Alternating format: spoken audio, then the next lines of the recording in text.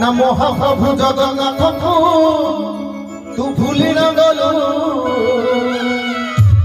আঁঠুয়া সারথি বাবাকু তু নিজর গলু নিজকু ঠাকুর কহিলা তু করিলু পূজা নিন্দা অপবাদ সহিলা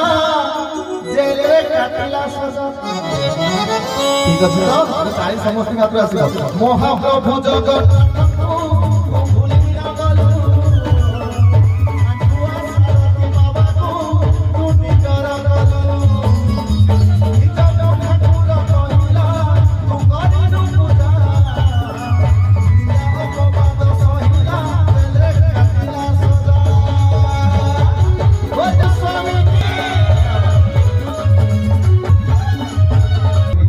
পাপ করিবি না আজ্ঞা দুইটি আখি দেবে দুইটি কান দেবে দুইটি গোড় দেবে আজ্ঞা সুস্থ মଣିষ যে জন্ম করিবে পিলাটি এমনি দুই হাত ধরি মা গর্ভরে পড়ে কিন্তু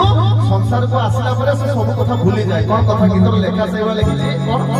না মা গর্ভে অন্ধারে থিলু হাত ধরিরে ভাল কর্ম করিবু বলি কথা দেইছিলু রে তাকু দেইଥିବା কথাকু তু ভুলি না গলু তাহলে কলু গণ তু না পর ধন পর স্ত্রী রে তু সময় দেলু জগন্নাথ স্বামী। গীতটা কেমন ভাল লাগুছে না ভাল